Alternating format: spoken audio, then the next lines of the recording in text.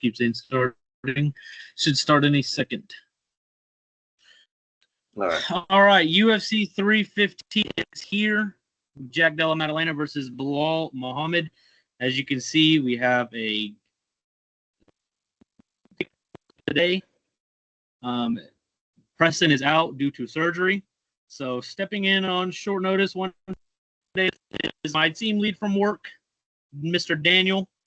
How are you doing today, Daniel? Yeah, I'm doing good, Austin. Good to be here. Good that I could sub in for Preston. I hope he recovers from that oblique kick that you gave him. You know, that's pretty nasty. Yeah, he got the work. So here are our picks for UFC 315 in Montreal, Canada. I'm gonna tell you right now, we're just gonna do the main card. You have it right here. This card is it's definitely a card that is happening. I will say that. There's been better, not the worst. Heavy implications on the future for this card. I will say most people are watching for that. Dana did confirm the winner of this will determine whether what we see for fight week. So excited to see that. The fate, we have potentially the highest IQ, the most impressive fight we've ever seen. All and one Bilal Muhammad. So we start the main card off with Benoit Saint Denis versus UFC mode generated fire Kyle Pepelek. What are your thoughts on this one, Daniel? Okay, we're going to start with Kyle Pepelek. All right, we know he's been cut from the UFC before. He's lost his last two fights. I'm not quite sure. I don't remember what fights he had outside of the UFC. And it's just looking like another Chris Daukaus situation. You know, we need someone to fill it in, possibly put a star up. You know, same with I'm sorry, not Chris Daukaus. What was that guy's name with the green hair? And he fought Sean O'Malley. Oh, yeah, I know you're talking about another nobody. Yeah, another nobody. I mean, I would be shocked, absolutely shocked, if this guy just like 50-44 Benoit Saint Denis. So obviously my vote's going to Benoit Saint Denis, but you know, we'll see what happens. It's the UFC. Anything can happen. So we'll leave it at that, honestly. Yeah, Benoit Saint Denis is, I believe, he's like a minus 1,000 favorite in this fight. I don't know if I agree with 1,000. I do think he should be the heavy favorite. But at the end of the day, we're talking about Benoit Saint Denis here. As you know, I don't know. Y'all know how I feel. I don't think he's deserving of all the hype that he gets. But again, like I said, he's fighting Kyle Pepelek. I mean, it's but as someone who watches the sport every Saturday, I try to consume as much MMA and UFC media as I can. I can say that I've never heard this guy, never watched this guy fight until a couple of his fights. He's not that good. I mean, I'm not gonna say he's not that good. Obviously, he's good. He's in the UFC. Anybody who can make it that far is a very talented athlete and fight. But he's not to the level of Benoit Saint Denis. And I was ready to get on here and with a smile talk about how Joel Alvarez was going to go out there and absolutely flatline knockout Benoit Saint Denis and send this kid to the GFL. We're not getting that though. So we're getting Kyle Pepelek. Mateusz Gamrot was offered this fight. Benoit said no and made them find him another opponent, probably because he probably would have lost that as well. So here we are with Kyle Pepelek. He's Canadian, so I'm guessing that's why they just threw him on here. For my pick though, I will be running with Benoit Saint Denis by any type of finish I can think of. Maybe he gets a sub here. I can see him getting a sub. I just know he'll be finished in the first round. My pick is Benoit by finishing the first round. What's in you? For BSD, I mean, I don't know. He might be still traumatized by the manhandling that happened from Moicano, so he might play it a little bit safe. He might take it to the second round just to say, hey, let's see what happens. But with that being said, BSD like strikes a punch, throws a strike 5.17 per minute with 53% accuracy, if I remember what that was. And then there's Kyle Preppick, who apparently he's elusive. So we'll see how that lasts. Supposedly, I BSD would. will take it. BSD will take it, but he might just say screw it, and I'm gonna just choke him out as soon as I take him down to the ground. Yeah. So it seems we both go BSD by decision here. Next fight on the card: Alexa Grasso versus Natalia Silva. Yeah, it's a fight. Now, I know the UFC probably really wants Alexa Grasso to win, just so if Manon Fiorot wins, they have that fight for 20. But I think Natalia Silva's really good. I think Alexa Grasso, she did not look good in the Shevchenko fight at 306. And I think Natalia Silva is, one of those girls that can come up and compete for a title at the flyweight division. So I'll be picking Natalia Silva in this fight by decision. Yeah, I'd agree with you with Natalia Silva. Now, there is a chance that Alexa Grasso just comes back and just goes full, Valentina versus Rosa 1, just, gets a sub, a finish. But I don't think she's doubling down on her basics, like her ground game, her striking. She doesn't, every time I see her fight, I don't really have confidence in one or the other. And then Silva's coming out here looking fresh. So unfortunately, as much as those feet fans are going to hate to hear it, Alexa Grasso is not going to take this one.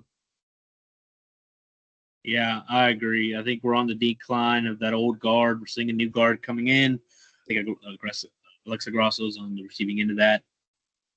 No way, Alexa Grasso is still a really talented fighter. I can see a world where she is here, and she's a crafty vet, man. Which is already kind of insane to say, a vet for Alexa Grasso, but I mean, I guess she's just she's got the experience. She's been there, done that. But I just think Natalia Silva right now in her career is just better than Grasso. I think she will get it done. Next fight on the card, weight. Jose Aldo misses weight by like 7 pounds. Technically doesn't miss weight because right before they weighed in, they moved it to featherweight. Right. We have versus Ariel Helwani. Yeah. Original joke by me. Never been made before. Yeah. Ariel Helwani literally had like, what was it, 0.8 of a pound left to shred, and then he would have made weight. And they're like, oh, hey, you know what, JK, let's do it weight class above. But you got to give it to him. He's like, bet. So he was like, let's do it. So, shout out Amin Zahabi. He actually, to say, you know what, I'll do it, fight at featherweight. I respect it. Yeah. What do you think about this? Well, just before we get into that, on top of that, I love discovering fighters who have been fighting for more than 5 years. Because Amin Zahabi, I've seen him once or twice. I didn't know he had fought that long with the UFC, almost on par with Jose Aldo. So, with that being said, Amin Zahabi, I just had it up because I had some notes written out. People wanted to work. I had to use the laptop because I had a tablet and it died on me. All good? Yeah, that's good, man.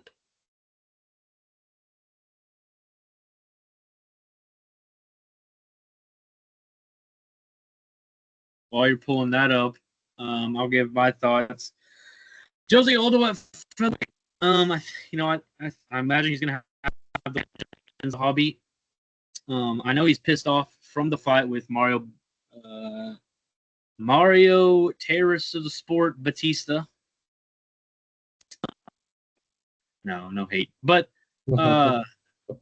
I know he's mad about that. He wants to win back. I think Jose Aldo is, he's still a very good fighter. This late into his career, he still can't compete with guys like this.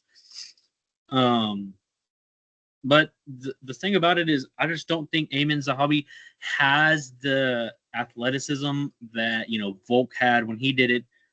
Batista is athletic and big for his division. That these guys have that they can. Marab did it too. Hold him against the fence. I don't think Amin Zahabi can do that. I think he's too lanky to do that, and not big enough like the other guys are. So that is gonna, you watch those Jose Aldo fights and you say that's how they beat this guy. I don't think Amin Zahabi is gonna be able to mix that into his game. I think he'll definitely try. But I think Jose Aldo's gonna be too good. I think he's gonna school this guy. I've noticed on Fight Week, even though he's fighting a legend in Jose Aldo, he's got a lot of love this week, fighting in his hometown, as anybody would. So shout out Amin Zahabi. He's been killing it this week. Yeah, and like I was saying with Zahabi, because I'm gonna be honest, I think he might take it. He hasn't lost a fight in 5 fights. He hasn't lost a fight. And on top of that, they've gone to decisions. Jose Aldo either has to finish early or he's going to also get taken to a decision. And the decision game, it looks like to be kind of in his favor, Zahabi, this situation. Also, I think Jose Aldo, he's taking a lot more damage. I think he's going to gas out, fatigue out a lot faster than Zahabi here. Yeah, so you're going Zahabi here? Yeah, I think I'm going to go Zahabi here. By decision? Yeah, by decision. Okay. That's not a bad pick. Zahabi, he's a good fighter. Like I said, he's on a 5-fight win streak, right? Hasn't lost in a while. Has the experience. But I just think Jose Aldo's too good. Has more experience. I don't think he's going to be able to hold him like the other guys can. I can see Jose Aldo can finish this fight, but I'm going to go Jose Aldo by decision.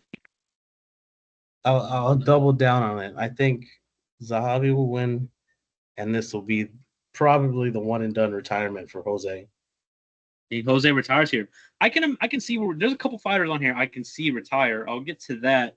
Oh yes, that's gonna be good. Yes, here soon, but Aldo, I think the sport also needs this. We need a good moment. I think a Jose Aldo win over a young or not a guy like this would be good.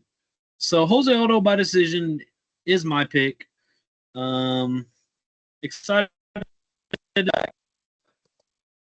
Mario Batista, you suck. Next fight on the card, co-main event, Valentina Bullet Shevchenko is fighting Manon Fiorot. So if you guys watch it, hard for me. I picked Manon Fiorot and Jack Della Maddalena to be champs of their division by the end of the year, and this could happen. So pretty crazy. And Valentina Shevchenko versus Manon Fiorot was one of the fights I wanted to see this year. We've got a striking phenom in Manon Fiorot. She's so good, so fun to watch.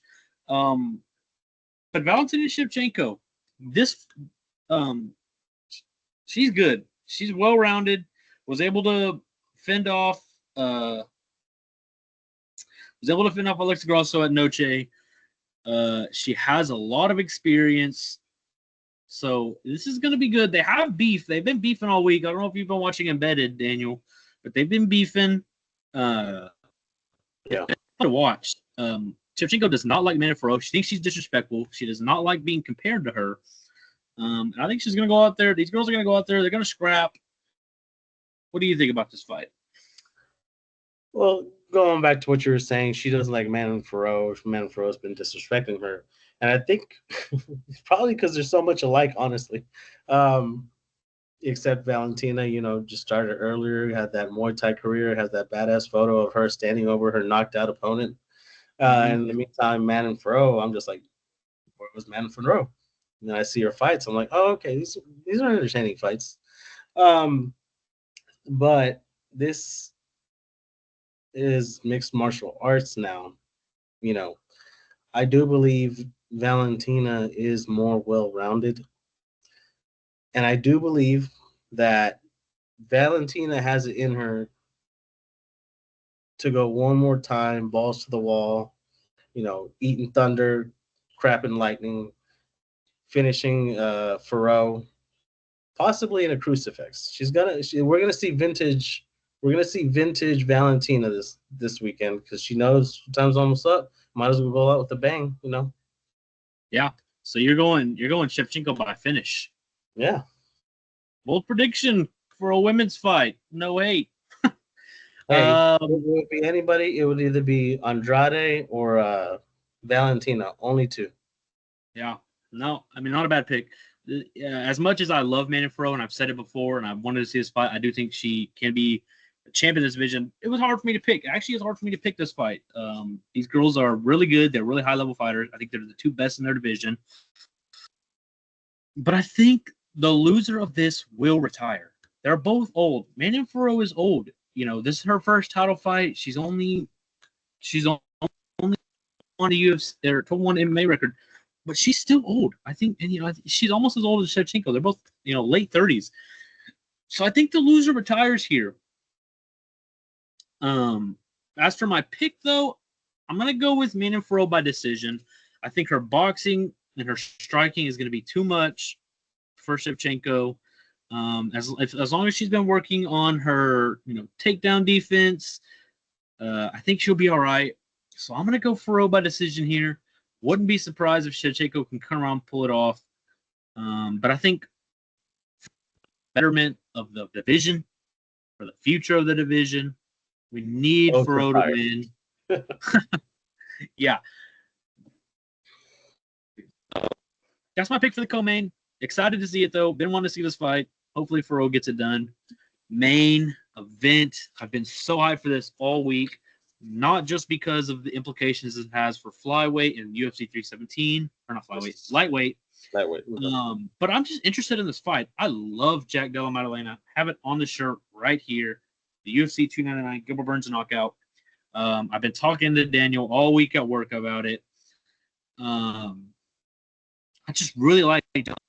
I like Bilal too. Y'all seen on this channel. I talk about Bilal. I think he's a very good fighter. Very underrated. Yeah, he is boring. He doesn't get finishes. But damn it, you have to be a really, really good UFC fighter to do what he does and make these guys look silly, hold them down, take them down whenever you want. And Bilal is that guy. So, Jack's going to have to be ready for that. He's going to have to be ready for the takedowns. Bilal says he's not shooting a takedown. I'm going to tell you right now, he's fucking lying. I imagine a takedown will be shot. He's going to have to. Jack's boxing is going to be too much. Bilal says he has Canelo hands. I'll tell you right now, Jack Della Maddalena, not only is he the best boxer in the welterweight division, I've said this before, I think he's the best boxer in the UFC. I think we'll see that on show tomorrow night, technically tonight, 12. But what do you think about this fight? So, yeah, I agree. Jack Della Maddalena is the best boxer in the UFC, but in this generation, all right? Think of someone before who was the best boxer in the UFC. You get Max Holloway, you get Dustin Poirier. Those two have fought a plethora of tough opponents. Khabib, Islam, Gaethje. You want to throw Conor in there, you can. And then they've even fought each other. And the one capitalizing factor that came out of all of that is that Khabib beat Dustin. Khabib beat Justin. All right. Mm-hmm. Dustin fought Islam. All right. And I don't want to say that Islam's fights were victories just because of his ground game. I truly believe because Islam knows what to do and when to do it. Yeah. And I think that Bilal is going to have the same mentality going in. He might have fun. He might dip a Kamaru Usman-sized toe into the striking just to say, like, okay, I did the striking. Let's do it. Okay, first round gone. All right, second round, grappling, ground and pound. Might finish him on the ground. If not, finish him on the ground. Just take him all 5 rounds. And then that's it. He still retains the champ for Bilal. Blow by decision here. Yeah. Listen, how do you not take Bilal by decision in this fight? I'll tell you how. When he fights Jack Della Maddalena, that's how. The thing with Jack, people don't. I don't know. I don't know. People don't know this. They just overlook it. I've watched. I could probably say I've watched every Jack fight in the UFC. I went back and watched his, other fights on the regional scene. Jack is very good. Jack is very good on what? On what? He's a very good boxer. His grappling is underrated. We saw him. Right? He was able to get a better position in that Gilbert Burns fight right before he threw that knee up to Gilbert. Had that good reverse. But he got into that position in the first place. But I think he's going to be able to take it out. There's like a 50 shot when you get a reverse. It's even less so when Bilal gets you on the ground. I don't think you're going to be reversing as easy as it is against Gilbert Burns. Well, we saw Gilbert Burns was able to compete wrestling with the best wrestler in the UFC, Khamzat Chimaev. Khamzat who? Khamzat Chimaev to a decision. Best wrestler in the UFC. Gilbert Burns has very, very good wrestling. Right now, maybe not as good as Bilal, but Gilbert Burns is a good wrestler. Baffle Haziv is a good wrestler, and JDM was able to, hold his own in there. He won. He shouldn't have won by split decision. It should have been a unanimous decision. Judges were smoking crack on that one. Same with the Kevin Holland fight. These fights, if you actually go back and watch, they weren't split decisions. JDM, those Baffle Haziv and Kevin Holland had their moments, but JDM was dominating them. So I look at JDM and his wrestling, and I'm like, I think he can hold his own with Bilal, especially when he has Craig Jones in his corner. Craig Jones has been training with JDM. He's in his corner. I think that's going to help very, very much with JDM and his wrestling.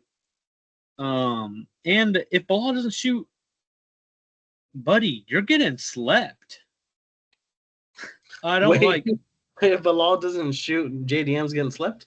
No, JDM's getting slept. I think, yes, Bilal is very good, but I just think JDM is better. I thought before the Shavkat fight was announced, JDM was the number one contender. I believe that now, that JDM beats most of the welterweight division right now. I think he would beat Shavkat. I think he would beat Sean Brady. So, JDM, I think, he's got a way, way better shot than these people think. I know he's been improving the wrestling. I'm going JDM by TKO. I think Bilal's going to have to be damn near perfect in this fight, or he's going to get caught. I think he says he's not going to shoot, but when he starts getting hit with that jab and he starts getting hit with those crisp boxing combinations that JDM has in his arsenal, I think he's going to have to shoot, and JDM is going to be ready. I know Bilal doesn't like to get in the pocket. I think Bilal's going to want to hold him against the cage for a little bit, and right then and there, you're going to get caught. I think we could see a JDM uppercut, Bilal bad, drop him, and we're going to see some ground and pound. I mean, I'm going to see a lot of groundwork, and a lot of that groundwork is Bilal pasting the cover with freaking Della Maddalena. And yeah, he's probably just going to dip the toe into the striking, kind of entertain him. But then after that, it's like, all right, game time. I can end this dude in a match in a round or two. Like leg there, boom, boom, bop. Just ground and pound from there. That's it. That's all he needs. I think you're talking about Bilal. Yeah. You think Bilal? Oh, you're gonna talk. You're not gonna sit here and tell me Bilal is gonna get a finish on. It'll be Jack Della Maddalena. I'll tell you what. He's got the Canelo motivation, even though the Canelo fights aren't the best right now. But I mean, I think he's willing to try and go for a finish this fight. Yeah, dare I say, I think he's going to go for a finish this fight, whether it be on the feet or on the ground. I think he'll do it. I don't think Bilal even knows what a finish is. He Let's be finished honest. Brady. He finished He Brady. finished, no, he finished Brady. Oh, yeah, you That saw was- what Brady did to Leon. So. Okay, well, Jack isn't Brady, and you are this channel already knows how I feel about Leon fucking Edwards. I'll say right, Jack is not Leon. Jack will look for the finish. When he smells blood in the water, you're done. You know, he's not gonna point fight at range and try to fucking win a little 38-39 decision. JDM, he doesn't want it to go to this. He's gonna look to finish this fight. I think he will. You know, at the end of the day, I can say, well, maybe I don't really know what I want. As a big Islam fan, obviously, as an MMA UFC fan, I would absolutely love to see Islam versus Ilya, who doesn't. It's probably the biggest fight besides Joe and Aspinall you can make right now. But I mean, to see Islam chase that double champ status that Khabib never could, you know, I would just love to see it. So big fights this weekend. That is our predictions for UFC 315, Belal Muhammad versus Jack Della Maddalena. I got one more prediction. It's kind of more generalized. All right. How many fights are there on this card again? Whole card, shoot, 15? I don't know. Something like that, yeah. Okay, I'm going to predict that half of the Canadians lose their fights. I can see that. I mean, I think Charles Radke could beat Mike Malott. I forgot. Yeah. There's another Zahabi. I think I always have picked him to lose. So yeah, that's a good prediction. I see that. Obviously at 297, we saw those Canadians lose. So it's not a bad pick. Not a bad prediction there. I would like to say I will be watching this it's my birthday today, so I will be watching this at my birthday party. I bought it. Well, everyone that comes to my birthday party, you're welcome. I spent $80 on this fuck ass card. Yeah, spent $80 on it. So, no, not my proudest $80, but yeah, excited to see it. Excited to see what this holds for what comes with 317. I imagine we'll get that announcement at the post-fight press conference of this fight. Yeah. But yeah, thank you, Daniel, for stepping in and helping us get these predictions going. Yeah, thank you and for I hope inviting you all. me. Yeah, of course. Hope you all have a great night. Bye. I'm gonna stop the recording. All right.